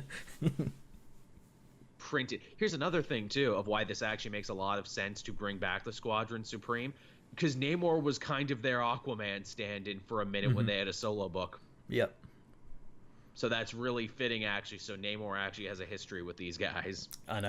I can't wait to see. I'm intrigued to see, is this the 616 Squadron, or is it a different universe's Squadron? Because they were playing kind of fast and loose with that through their book and through the Hyperion book, where it was, but then like the Squadron Supreme book, it wasn't. It was like from a different universe, and it was really kind of back and forth. They never can quite make up their minds, because usually when they show up, it's like, get it, they're Justice League stand-ins. Yeah, isn't that fun? I like to when Ross recruits them and Coulson, he says, "Welcome to the Deep State." Which in the same week, Ta-Nehisi Coates names the big evil like puppeteer group behind the scenes, and they're called the Power Elite. To which I wonder if he was originally going to call them the Deep State, but he's like, "Nah, that's too on the nose. Got to call them the Power Elite." That feels like something got lost in translation there. Like they were supposed to be called one thing, but they were called something else. Yeah. Because I truly remember, like in an early solicitation, the evil group was called the Power Brokers. Yeah, I think that's what they were meant to be called. I'm fairly certain in like one of the first Captain America ones, they mention, or like in passing call them power brokers. Which I wonder if Nick Spencer spoke up and said, "Oh, but I actually created a big Ant-Man villain called the Power Brokers." Like, shit. Well, we gotta call them something different now. But that was, not only was that story good in Avengers 10 or 700, however you want to count it, the backup stories were great too. Oh yeah. The one where like Robbie and a really drunk Odin sort of bond. That I liked, and I not only liked that because it's a fun relationship between those two, but it's also Jason Aaron's chance to be like, no, all those mistakes I made with New Ghost Rider, yeah, I meant to do those because it's a mystery now. Yeah. Yeah, okay, so Robbie did do the penance stare, and yeah, he's not supposed to do. Oh, but how was he able to do that though? Oh, what a mystery! And then it's like, but Robbie didn't make a deal with the devil like all the other Ghost Riders. Yeah, but I mean, all Ghost Riders share a common bond. You didn't know. Yeah, Odin all is spirit saying. of vengeance is the same. Yeah, Odin knows. It's like, yeah, but like Robbie legitimately didn't make a deal with the devil. He got shot and then got reborn. Oh, he didn't make a deal that he remembers. Why doesn't Robbie remember? Who messed with my Odin knows. Yeah. Oh, the mystery. I do like he gave that a whole backup, but he still says the car is haunted and the car isn't haunted. Maybe that's just him having fun. It's like, oh, it's a car that like is like have a mind of its own. It's like Christine. It's the haunted car. It's like Christine. To which again, I'm sure Jason Aaron's like, for me, the car is haunted. Is Felipe Smith gonna fight me on this? Oh no, he doesn't work here anymore. Okay. How many fans did that book have? Oh, Joel, and that's it. Yeah, thought so. Fight me on it. You don't spit in the wind, tug on Superman's cape, and tell Jason Aaron he's wrong about Ghost Rider. But yeah, that was a fun one. Then you get a whole Loki Wolverine storyline, which made me scratch my head because I'm like, okay, where in time does this take place? I think it's obviously after the first arc with the final host because like the Celestials and the Celestials took Loki and that as prisoner, and they have him in this one, and then we find out that was part of Logan's plan, I guess. Yes, because Wolverine shows up and Loki's like, hey, didn't you mess with my plans to get the Infinity Stones back when Marvel Fresh Start started in that special one shot? And Wolverine's like, yeah, I did. It's kind of out of character for me, right? I usually don't get interested in cosmic events. Well, that's because I'm not the Wolverine you know from this time period, the one who just came back to life. I'm the Phoenix Wolverine of the future. Yeah. And I come from a universe where everything is fucked up, assumedly by the War of Realms, is what he seeks to imply, that he comes from a time where the War of Realms destroyed everything. Yeah. And so I've now come back in time to strike deals with powerful cosmic entities like the Celestials to protect Earth from the bad stuff when it happens. Yeah, but then he says like, "Oh, I have no intention of honoring these deals I've made." I don't know. The Phoenix got a Phoenix? Yeah, you don't fuck with the Phoenix. The Phoenix does whatever it wants. It does, although we did get to see some cool glimpses of the future, including Moon Knight with a mummy army. Yeah, and Frank Castle Punisher in medieval armor. Are they sending him to Weird World next? That's gotta be cool. Yeah, we got lots of really cool like glimpses. We got Hyperion fighting Captain America. We got like the undead army with Moon Knight, which I'm so cool. I'm so glad they're using Moon Knight in like Avengers stories. As they should. Man Thing with Mjolnir. How did that happen? Yeah. What the hell? I guess he's worthy. A new star brand, or possibly dozens of new star brands. Yeah, since they were littered throughout the sort of collage, I'm wondering if maybe that's going to be like a big story going forward. I do like they're using star brand, and they do remember, like, hey, wasn't star brand murdered at the beginning of Marvel Fresh Start? Yes, and we didn't pick a new one, but we didn't forget. Isn't that like the Green Lantern? Shouldn't there always be one? There should be. Yeah, but there isn't. They also implied there was going to be more hand stuff, and we saw Iron Fist fighting the hand. I liked that. Yeah. Which again, hey, TV show. I wonder if that was in the works before they knew Iron Fist was getting canceled. Yeah, you wonder. Luke Cage is also featured quite prominently on the War of Realms poster. Yeah, again, probably more stuff from like, he's kind of popular right now. Yeah, he's up there front and center. Don't worry, Luke. We'll always love you. You go punch them realms. You go punch them dark elves or whatever you're fighting, and we'll love you for it. And the last story, which was the shortest, and still pretty great. It was Janet Van Dyne going to like Transylvania, invading Dracula's castle, and saving Blade. Yeah, Blade's back. Yeah, hey Blade, you want to join the Avengers? He was on the War of the Realms poster as well. He was, which means he is going to be a rotating Avenger now. Yeah, and I like that he doesn't like say, "Oh, let me think about it." He's like, "Okay, cool, get me my swords." Yeah, let's do it. You know, Tim Seeley spoke up on Twitter again. He's like, "Hey man, it's cool that Blade's coming back and everyone's excited about it. You know, I still have my old Blade pitch, yes." Because that was weird. Can we do it now, please? Because he was ready for that one to go. It was going to be Old Man Blade and his daughter, and people got all incensed that, you know, this white man, Tim Seeley, was going to be writing the next new popular young black woman character. And Tim Seeley was like, okay, I hear what you're saying. You're right. I'll leave this one on the table and I'll not do it. And then it just never got made. Yeah. Well, you kind of shot him in the foot there, didn't you? to which I like that story because people ended up coming full circle. The people who were mad originally were like, oh, I guess we shouldn't have yelled him down altogether, huh? It's just because he created the character doesn't mean he's gonna write him forever. Black Panther was invented by, you know, Stan Lee and Jack Kirby, but they didn't write him forever. And I mean, you know, it could always be down the line, you know, another writer with a different, you know, viewpoint and past could take over the character and infuse some stuff into it. We're sorry, Tim Seeley. It's almost like comic characters have legacies and aren't just locked into one writer for their whole release. It's true. I think that something was to learn in that situation. But yeah, I hope this means we do get a Blade book now, because it's been too long since Blade's had a book. When was his last book? Like actual last proper book? Oh Jesus! Again, I don't know if for solo or miniseries, but let's actually look at this one. Blade solo series. Oh damn, autocorrect. New phone. It doesn't have all my presets in it. Blade. Okay, so his last series was, because I know he was a supporting in one of those like millions of Avengers books, because like he was pretending to be Ronin for a little bit. I think that was the last time we actually saw him.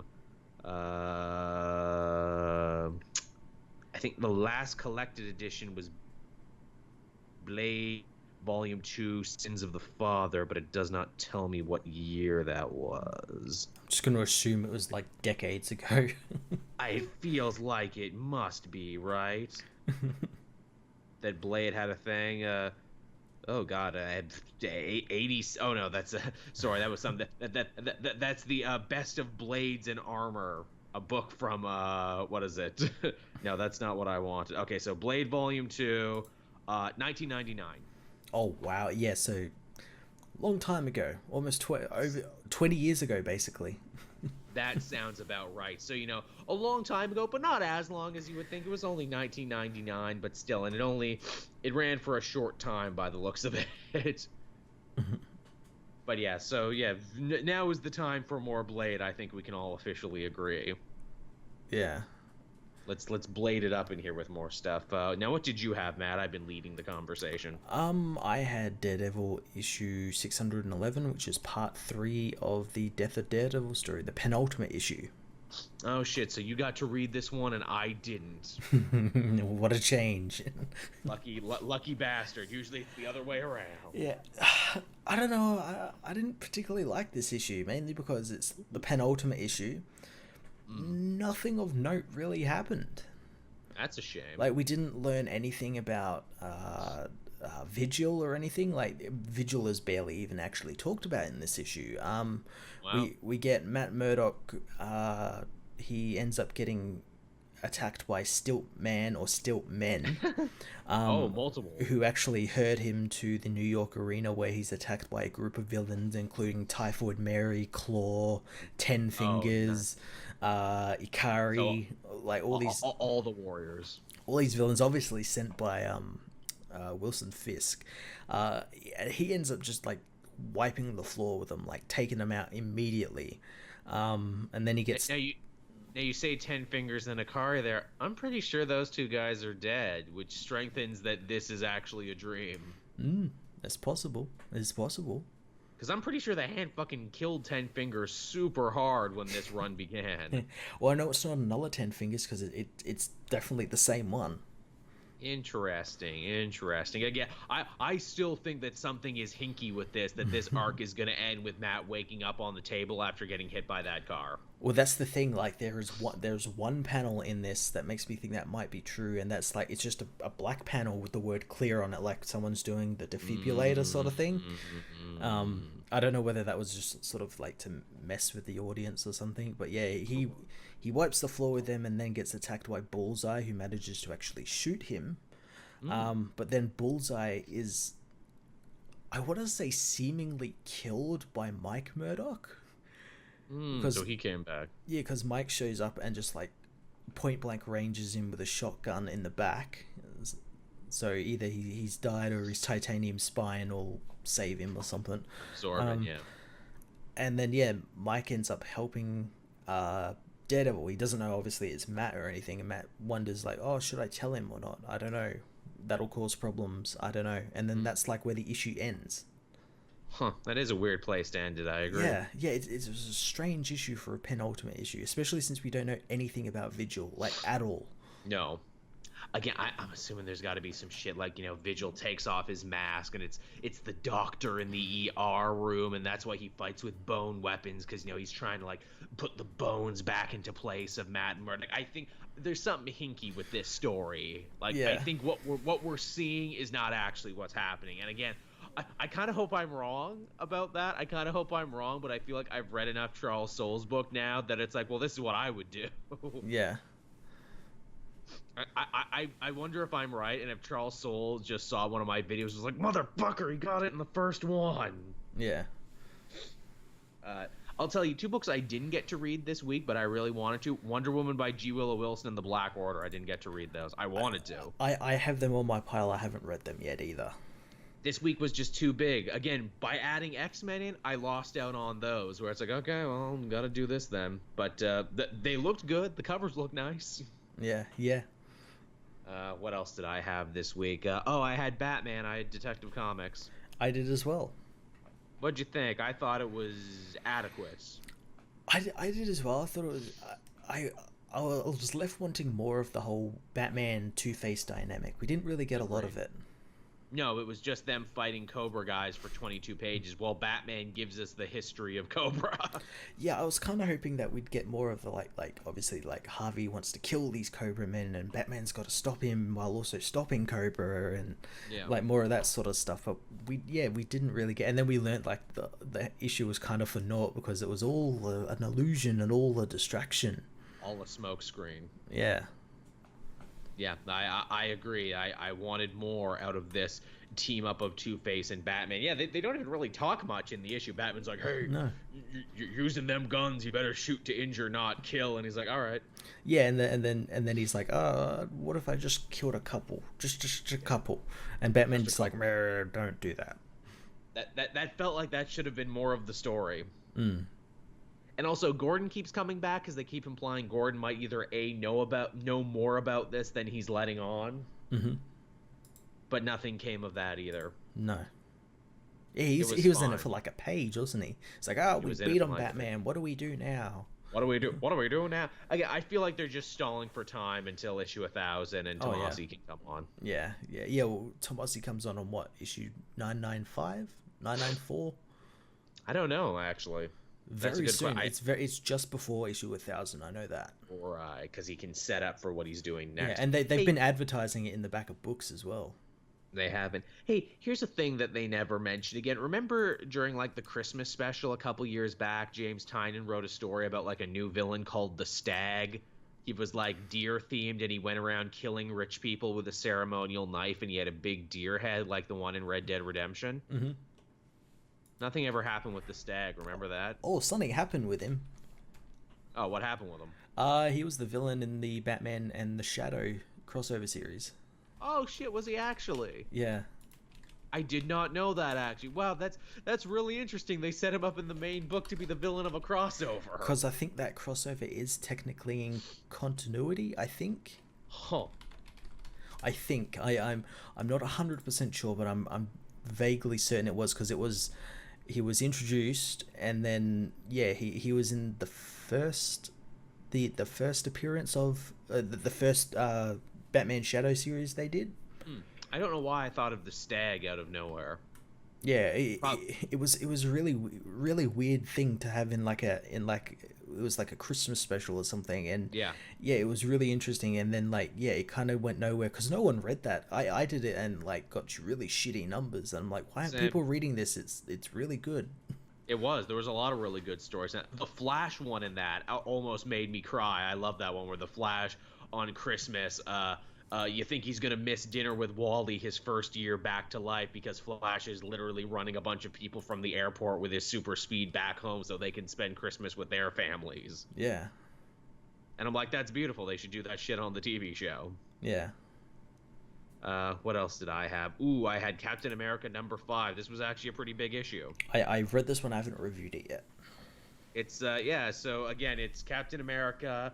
Ross has screwed him over. Agent Carter has been kidnapped by Selene and Alexia Lukin, and she's being tortured, and we don't know what they're doing with her. And we get a really cool scene of Captain America fighting Taskmaster, and I love how he describes Taskmaster because it beautifully connects with what's going on in Spider-Man right now, where he says Taskmaster is he's a dumbass genius, is what he is. Yeah. What I liked is that they had to nerf Steve for him to fight Taskmaster as well, because he's still poisoned and everything. He's and only then he can sort of go toe to toe with him. I do like the idea of a dumbass genius, someone who is really good at one thing but really bad at everything else. Yeah. Where Cap's like, oh sure, he can copy my moves and everything, and he's really good at that. But you know why he's dumb? He never once considered that I was holding out any moves that he's never seen before. Yeah, and that's how you beat Taskmaster. He's so simple to beat. Yeah, it's like, old-timey boxing move, old-timey wrestling hold. Oh, I've never seen these. Oh, God, my powers are useless. And, they save Agent Carter, who, to everyone's shock and surprise, doesn't actually remember what was done to her. No. And in fact, we never got to see, so it's what the hell did they end up doing to her in that time? We get to see Bucky again. I like Bucky being a supporting character in this, and he's like, yeah, hey, Steve, so everything you did in this last arc? The media got a hold of it, and turns out you pissed everybody off. Middle America is mad at you because Black Panther is funding you. Yeah. They're calling you Captain Wakanda. Yeah, they want to see your birth certificate. It's getting really ugly. that they think you're a secret Wakandan now. It happened. I read about it on Twitter. You're a Wakandan bot. Yeah, you're a special Wakandan bot. To which Black Panther's like, who told you about the Wakandan bots? You weren't supposed to know about them. They're made of vibranium. Shut up. And also worse still, it's so General Rossi continues to do evil stuff, and he covered his tracks, so you can't even get him in trouble for what he did this time, even though he did it. Yeah. And Captain America's like, wow, that sucks. I tried so hard, and everything's blowing up in my face, and oh my god, I'm so tired. They need to have a big WikiLeaks on General Ross. I know. If only Rick Jones was still alive. Heck, if only Captain Marvel can share the love, because last week in Hulk, she took his dirty shit to the media to try and save the Hulk. So I like that Ross is a villain for the entire universe now. Yeah, he's just pissing off everyone. Because again, he is the right hand of the corrupt government that we don't trust in the real world now. So instead of naming names, but we all know who he works for, that's what he gets to be. And Captain America, who again is just so tired. This is probably one of the most tired, haggard Captain Americas we've ever seen. He's like, well, okay, everyone hates me and everything's going wrong, but at least it can't get any worse. Oh no, why did I have to say that? Why didn't I knock wood? Why didn't I knock wood, Matt? So what happens is that Alexia Lukin, we find out that everything she's done with Selene, whose whole power she can transfer life force. was so she could resurrect her husband, Alexander Lukin, who was a major villain in classic Captain America stories from back in the day. The last time Russia was acting a fool in comics, and the last time they were the big stand-in villains. And I'm like, oh, cool. They brought back Lukin. He was an interesting villain. I'll be really interested to see what they do with him. But then they put a twist on the twist, and they're like, hey, remember for a big chunk of Lukin's time in comics, he wasn't actually in control of his own mind because the Red Skull was in his mind too?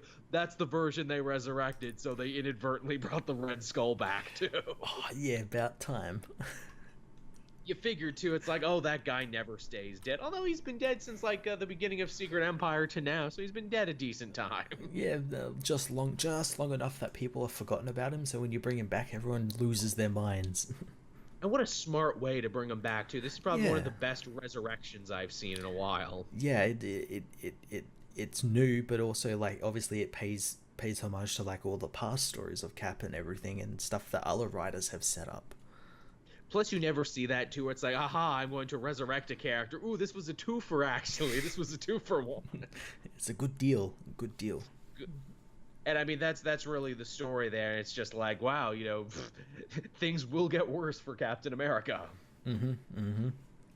But I like that. I like that, you know, he's hitting a real rough patch now. So when Steve eventually overcomes, as you know he will, it will be that much more triumphant when he exposes Ross and defeats the evil power elite and their Russian masters. Yep.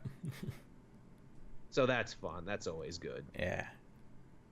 What else did you have, Matt? I have like 2 more things. I've got 3, and I've got one that I know we both read, and that was the new issue of Heroes in Crisis, which was oddly branded The Amazing Spider-Man issue 8. I'm like, where the fuck is he going? There was a Heroes in Crisis issue this week? Oh my god! You didn't recognize it because it was so good. Matt, you gave me a mini heart attack there, Matt. Like, did I miss an issue of have I really been staying up too late and playing too much Red Dead that I missed a Heroes in Crisis? But yeah, the Spider-Man superhero support group that also involved the Thieves Guild, but in this situation, the B plot was actually better than the A plot. Yeah, and it really is. It's like a better Heroes in Crisis. Like, it's better thought out, and that's the thing. It's a B plot in a comic, so it shouldn't be doing as good as like what an actual story in an A plot of a comic should be. And it's played half for laughs too. Yeah, the idea is that MJ has coffee with Carly Cooper, who was like Peter's last big girlfriend. Well, technically she was like 3 or 4 girlfriends ago, but you know, she knew he was Spider-Man. She knew a bunch of the other shit that was going on in his life. And, you know, she's wishing Peter and MJ all the best in being together and everything. And she brings up a pretty interesting point, which is basically Spencer's thesis for this. And he says, you know, maybe the reason so many superhero relationships fall apart is because they don't have a good support system, because just sharing your secret with one person is hard enough. And that secret will, you know, weigh down the relationship or the marriage or whatever it is and break it up. But what if superheroes' friends and family had a support group, a place to go where they could talk about their emotions and their feelings? And it's called the Lookups, because, you know, look up in the sky. It's a bird, it's a plane.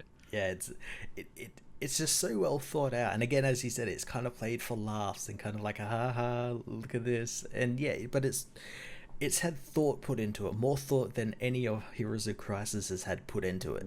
Way more thought. First off, it's run by Jarvis. Yeah, makes sense. It makes perfect sense, because he's been servicing the hero community longer than anyone else we know, and he suffered for it every time. How many times has he been kidnapped or beaten up or put in a coma? They make reference to his no surrender deal and like how he almost died in that. Replaced by Skrulls. Jarvis has had it hard. Yeah, and he's just a normal human. He's just a normal human trying to, you know, friggin' clean Captain America's socks and fix Tony Stark dinner and everything, and he gets the crap knocked out of him for it. So he's running it. That makes perfect sense. And they also solve an issue, which again makes Heroes in Crisis look even more ridiculous in comparison. And that is, you know, what are our security measures here? Oh, well, Tony Stark gave us some AI drones that scramble our faces so we can't actually pick each other out. Oh, that's smart. Yeah. And we also give everyone a little amnesia potion that Doctor Strange gave us that, takes away certain memories. So we can't out each other by accident, nor can we remember the session. Yeah, so if someone does get a hold of this session, someone can't come in and use a psychic to pick the memory out of it. There's not going to be a memory or anything of that. Brilliant. It's so well thought out. In 2 speech bubbles, they fixed literally every problem of Sanctuary. Yeah, god damn it, Sanctuary. It's like, just comparing the two, like, it's so shit.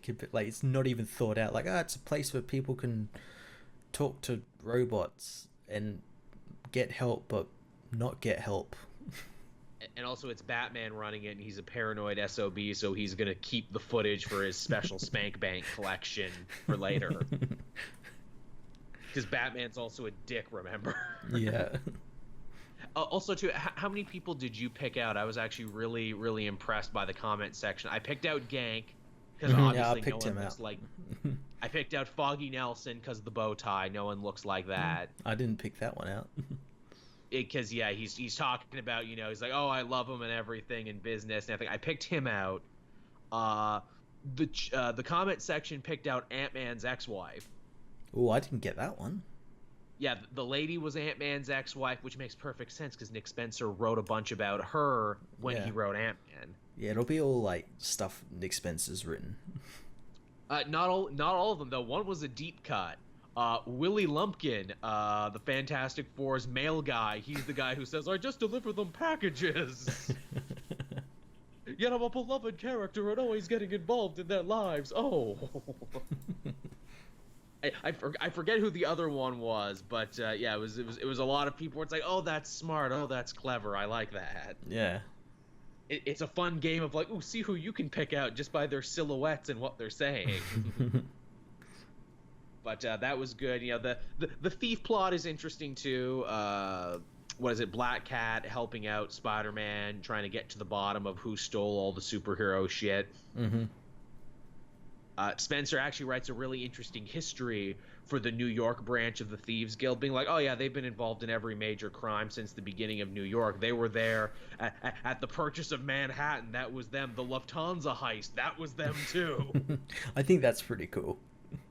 I fucking love the Lufthansa heist reference because I automatically think Goodfellas, and I love Goodfellas, and I love to think that, like, off-screen Ray Liotta had to take 10% and drop it in the river so the Thieves Guild wouldn't come after him.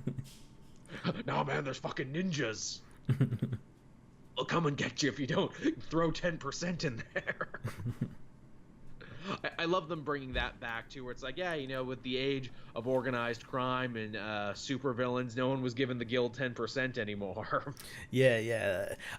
I like that they've made the Thieves Guild like an actual, I guess, a threat. like before they're like, just a little club that Gambit kind of referenced every now and then, and exactly. Yeah, but they actually gave them something to do. Yeah, that's the thing. It's like, oh, if Gambit isn't in this story, then we're not going to see the Thieves Guild. I'm actually shocked that, Gambit hasn't been referenced or called up, because usually he's the first port of call when the Thieves Guild are involved. Yeah, might happen. Oh, the chat, I had to look at this comment here about who the other people in the support group were. Pepper Potts was one of the other ones. She was the other lady. Oh, okay. Which, again, makes sense because, her long-standing relationship with Iron Man, and if Jarvis runs it, yeah, that's why she would probably need to be there. Mm-hmm. And another person thought, again, I don't know if this is confirmed, but one person thought that might have been Wonder Man there, too. See, I did kind of think that, but I was like, it wouldn't be him. Because he's a superhero pacifist who also hangs out with basically everyone in the superhero community, too, so I can understand him needing to go to outreach therapy. Where it's like, dude, but you're the one guy who actually has powers. Yeah, but I don't use them.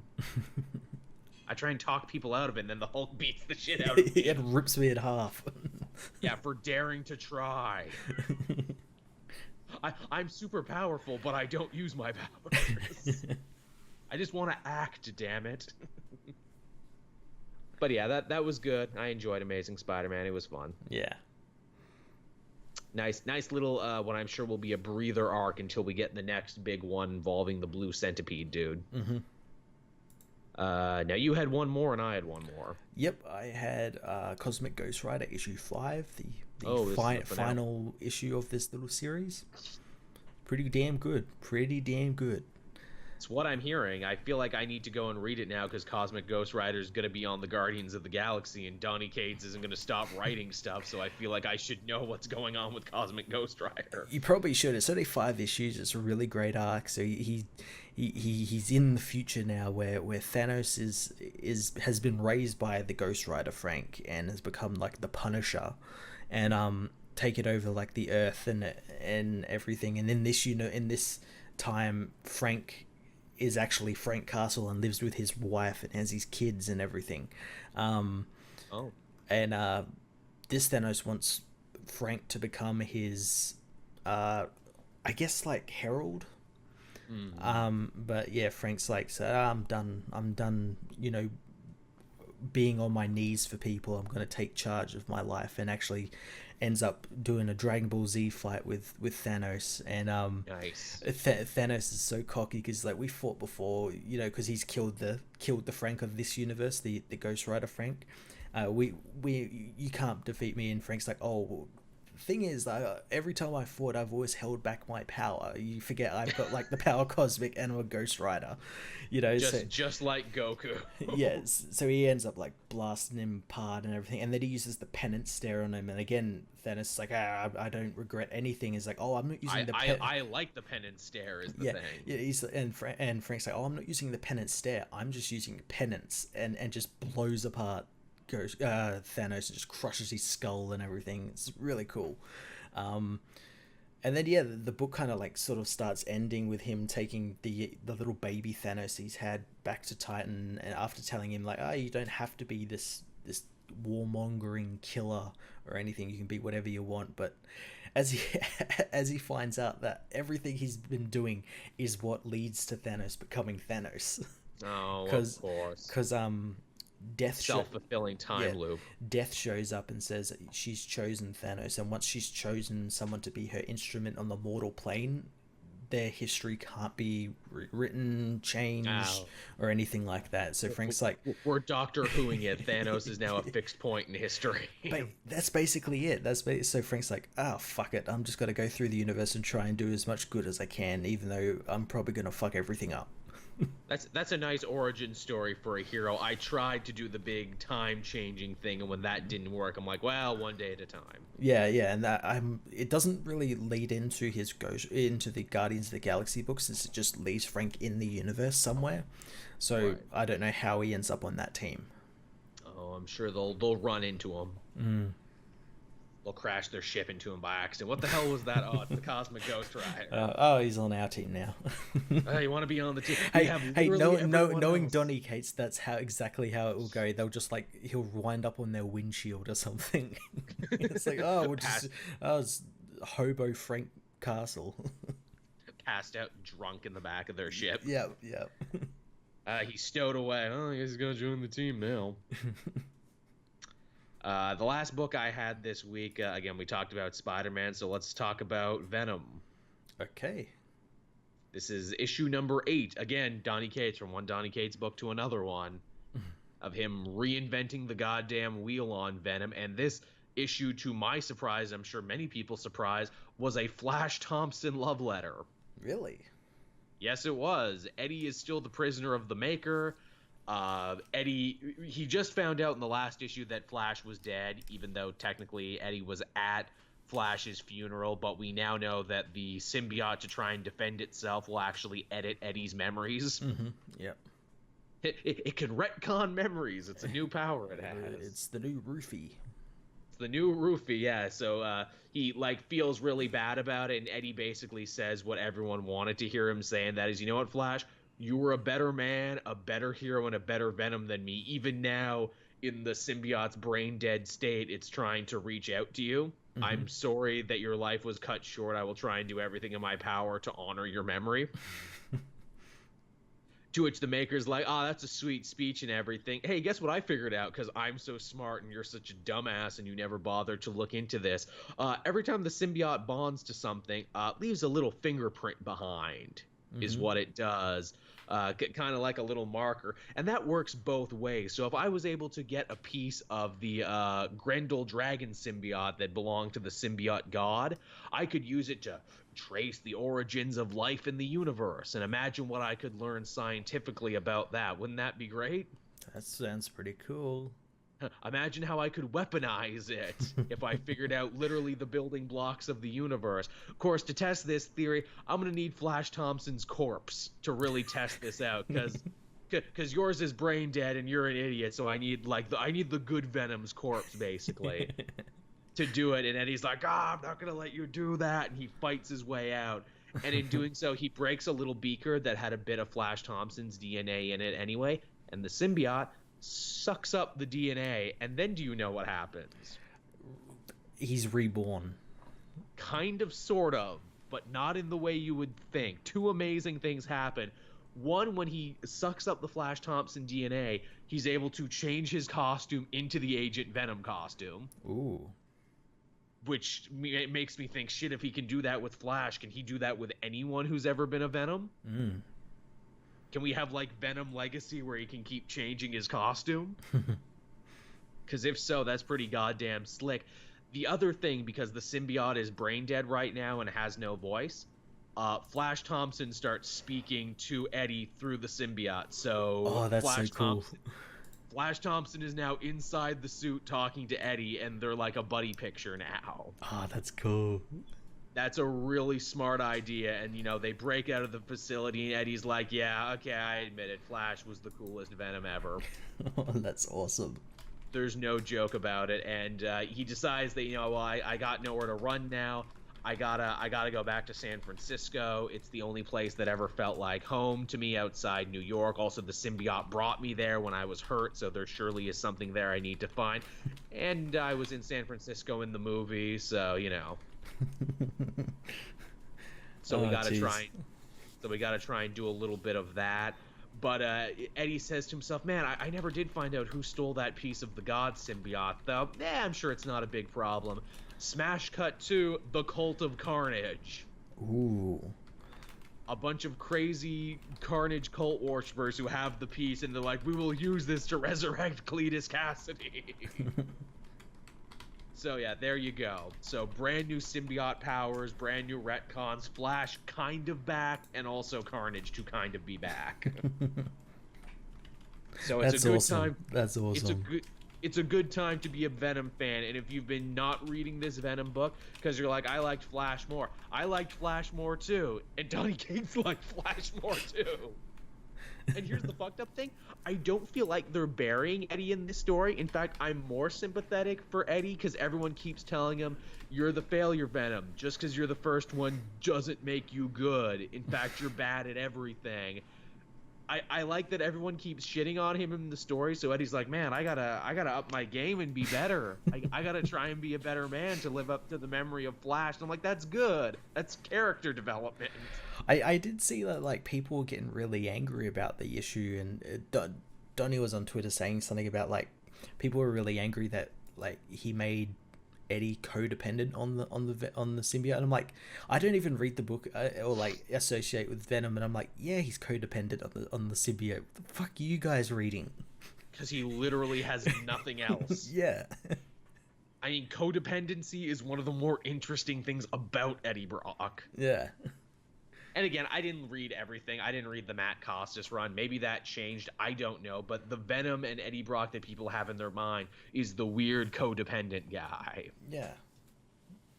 But I love the idea that Flash Thompson is literally living in Eddie's brain now and talking to him. That's really cool. Here's the thing, too. They could do that with anyone who's ever been Venom. So if he gets some Peter Parker DNA, he can turn into the black suit Spider-Man, and Peter Parker can be in his head. See, that'd be really cool, because then you could have so much fun with it. Because think of all the people that have been infected by the Venom symbiote, and then you could do stuff like, well, like, does that include like alternate universe Venoms, like a universe where like Hulk becomes Venom? Or Thanos. That was from Venomized not that long ago. Yeah, ooh. Wouldn't that be some crazy? That could be like a way like Thanos comes back to life or something. I'm pretty sure the Guardians were all Venom at one point Yeah. during a Bendis story, so he could get the Guardians versions in there. He's going back to San Francisco. If he meets his ex-wife from the movie, she was Lady Venom, so he could be Lady Venom if he wanted. Make out with himself a little bit. Got to work that in there. Remember that from Venom, from the massive hit movie The hit Venom? movie. Not that one. Did you see, and it was 100% serious, they're actually sending out Venom for your consideration things for the Oscars? Really? Are you fucking... What categories? For all the categories you would expect. The best picture.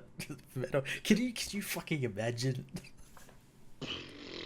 I know, I don't think they were that cocky. They were cocky. I think it was like, like best effects, best music, best editing, all the ones that superhero movies have a chance for. Mm-hmm. But I think they actually had like best actor for Tom Hardy. Tom Hardy in his shitty accent. Tom Hardy yelling like a Looney Tunes character that got kicked in the head. And just sweating. Sweating and falling. Hey man, I did all my own sweating for that movie. Yeah, I didn't use stunt spray sweat. Nope, that was all Hardy all the time. Oh sure, Laurence Olivier, did you do all your own sweating? Didn't think so. That's what I would love. Hey Tom, you put some stunt sweaters out of work for that. Yeah, really. The sweaters union is very upset at him. We need those jobs, damn it, especially with the digital sweat industry taking our jobs. Now you got this guy breaking, years worth of Hollywood rules doing his own sweating. Sorry, kids, you can't go to college now because Tom Hardy had to do his own sweating. That's what I want, like a best actor just like talking about stupid shit, like why he's the best actor because he did all his own blank. Yeah, I'm the best actor because I did my own blinking. Yeah, exactly. Tom Hanks, hey, you know how I like pee in every movie? Like, Longest Yard and Forrest Gump, that's my thing. Did all my own pee takes. Yeah, didn't use any stunt pee. No stunt pee, that was pure Hanks is what that was. They told me I didn't have to. They're like, no, we can edit it in post. We can do props. We can do everything. No. For the sanctity of this picture. I believe in it. I believe in the character. I'm method like that. Gonna do it. And on that note, everyone, I don't think we're gonna, top stunt peeing tonight. I feel we need to start bringing the show down. Wouldn't you agree, Matt? I think so. So yeah, thank you everyone for watching and listening. We hope you enjoyed it. Lord knows we had a lot of fun. Yeah. I swear sometimes when it's time to go to work on a Sunday night, I'm like, I'm tired. I don't want to do this. But then once we start, an hour and 30 minutes has passed by, and I'm like, oh, that was quick. Yeah, it goes by really quickly. Yeah, what do you got planned for the rest of the night, Matt, or I guess morning for you? Probably more Red Dead. I was about to say Fallout 76, but I ain't playing that fucking game anymore. Apparently a lot of people aren't. I was kind of excited for Fallout 76 and the idea of playing it with friends, but then I'm hearing shit where it's like, oh, it deletes itself. It's terrible. It is so terrible. Seems like a bad idea on Bethesda's part, doesn't it?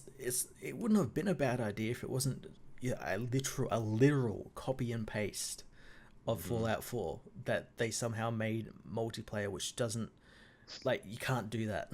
You can't because then it makes everything client side, and that's bad because hackers.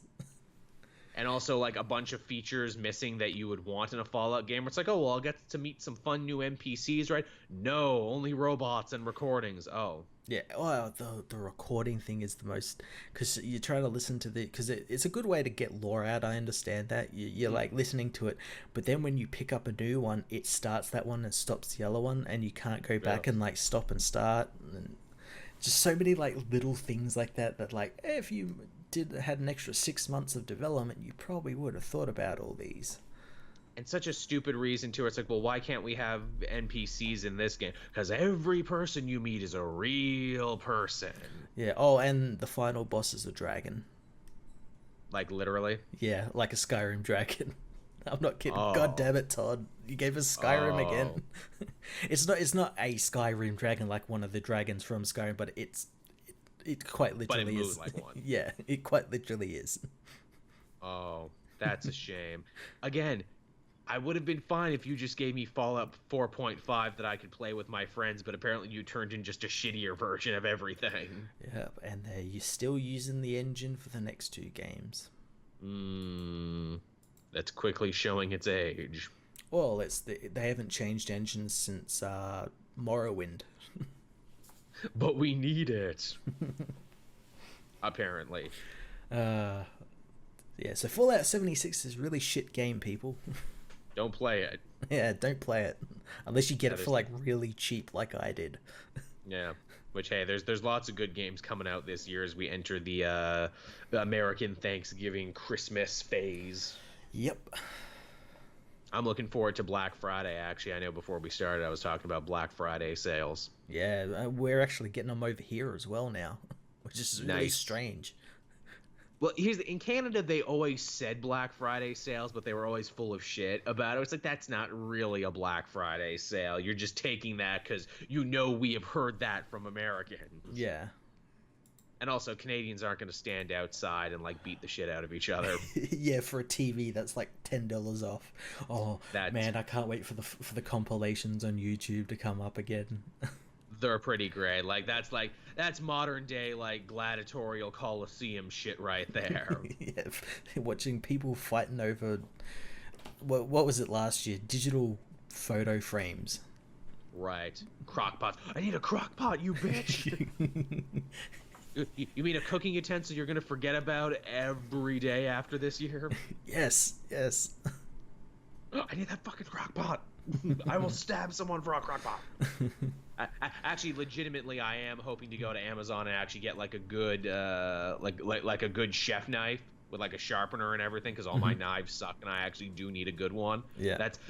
That's my adult purchase for this year. I need a knife. And what else are you gonna get, Jill? Maybe a monitor. Yeah, maybe some stuff I don't really need but really want. Well, I just need a monitor. I think I'm trying to get more serious into streaming, and I hate running it off my living room TV. So if I just get a monitor and be like, okay, this is my streaming monitor now. This is what I use this for. That'll make me feel slightly better and slightly different than just like using the living room TV. It makes all the difference. Makes all the difference. So there you go, everyone. That's the Comic Multiverse for another week. We hope you enjoyed it. As always, if you're a patron, you'll get to listen to it first as soon as we're done. If you want the audio version, that comes out Thursday. Video version comes out Wednesday at 8, as it always does. Always will be, unless there's a fuck-up. Yeah. Again, you can be a patron for as little as $1 a month. Really helps me and Matt out. Hey, if you want a great deal on comic books that helps me and Matt out a bunch too, we have Book Depository links down in the description. You get an excellent deal buying your next comic book trade, and everything you buy goes to help us out, which is much appreciated. And the trades already are really discounted, and I imagine they probably will be for Black Friday. Exactly. So there you go. So buy for yourself, buy your Christmas gifts. And know that you're helping me and Matt out while you do it. I actually haven't gotten a Book Depository payment in a while because you have to reach a certain threshold before they actually pay you. Yeah. I don't know if I've said that before when I say everything you buy goes to support me and Matt. Everything you buy goes to support me and Matt eventually after we've reached the $100 threshold. Yeah. See, that's a little insight to the YouTube world and the money-making world and the ad thing. No one wants to actually give you money right away. No. You got to dance for it a little bit, and then they'll let you have it. That goes for everything. That's Google AdSense as well. You got to reach over $100 before it's even worth it to give you the money. Mm-hmm. I know about that. Did you make $99.99 this month? Well, fuck you. That's happened a couple of times to me. Wait till next month, you motherfucker. And it's like, oh, well, you could go with a YouTube company, and they'll pay you every month if you hit the thing, but then they're always paying you for the previous month. You never get paid for the month you're on. You always get paid for the month before. so you're always chasing that dragon endlessly. But that's what you got to do if you want to get just like the little bit of things you can trust. But again, they'll never give you the whole amount because again, it's basically a protection scam. So you got to give them a little percentage. But maybe if you do good like me in a couple of years, you can negotiate for like a 90-10 split. So yeah, that's the show, everyone. Oh God. That's the show. There's no topping that. So thanks for listening, everyone, and we'll be back again next week. Same place, same time. We hope to see you there. See ya.